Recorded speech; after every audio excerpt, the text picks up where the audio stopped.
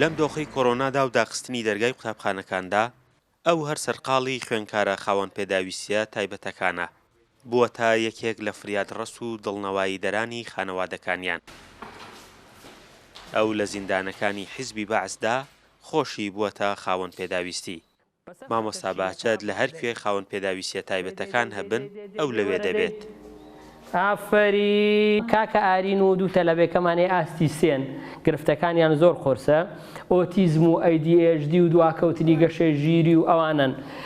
من ڕۆژانە لەگەڵ قوتابیەکانە خۆیان بە تەنیا نا لەگەڵ مناڵەکانی کە پێکەوە تێکەڵیان نەکەم چکە مناڵ لە مناڵەوە فێرە بێ ئەیانهێنینە ناو پۆلەکانی قوتابخانە و هەموو کەسێ پۆلی خۆی منەچم لەگەڵ مامۆستاکەی کادانیشم و هاوکاری قوتابیەکانەکەم. هەور ئەوەیان چییە؟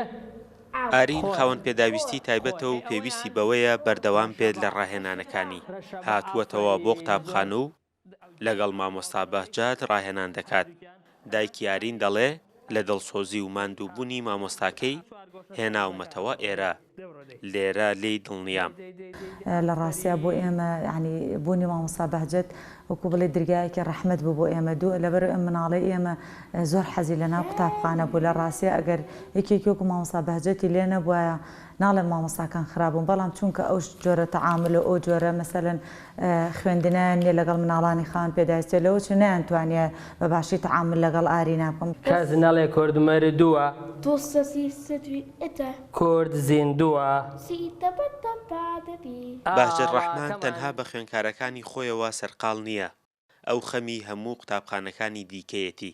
ڕێبەرێکی بۆ مامۆستایانی پەروەردەی تایبەت ئامادە کردووە و ئێستا لە هەموو کوردستاندا دراوە بۆ مامۆستایانەی کە خوێندکاری خاوەن پێداویستی تایبەتیان هەیە.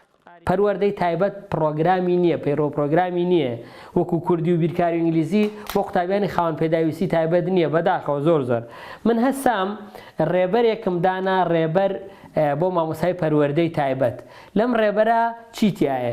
سەرجەم گرفتەکانی تایە ئۆتیزمە، ADHD، بڕبڕی دووفاقە، نابینایە، نابیستە، ناگفتە.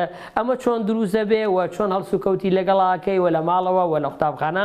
مامۆستایەکی سەرکەوت و مامۆستایەکی لێ هاتوو لە قوتابخانەکەمانە ئەرکی ئەم قوتابی خاوەن پێداویستیانەی پێس پێدراوە. ئێمە لە قوتابخانەکەمانە نزیکەی 14 منداڵی خاوەن پێداویستیمان هەیە، بەڵام ئەوەی کە زۆر هینەکەی تایبەتە بڵین قورسە تەنها قوتابیەکمان هەیە کە ڕۆژانە مامۆستا بەهجەت خەریکە بێت لەگەڵیانە. باهجەت ڕەحمان محەممەد مامۆستای قوتابخانەی یەکێتی برایانە لە هەڵەبجە. زیاتر لە 20 ساڵە لە پەروەردەی تایبەتدا کار دەکات. جێگری لێپرساوی ڕێکخراوی کەمەندامانی هەڵەبجەشە. ئەو دەڵێ بە حەزەوە کارەکانم دەکەم و پێم وایە هەموو شتێک بە ڕاهێنان و ماندووبوون ڕێڕەوی خۆی وەردەگرێت. فەرحان هەورامانی، دەنگی ئەمریکا، هەڵەبجە.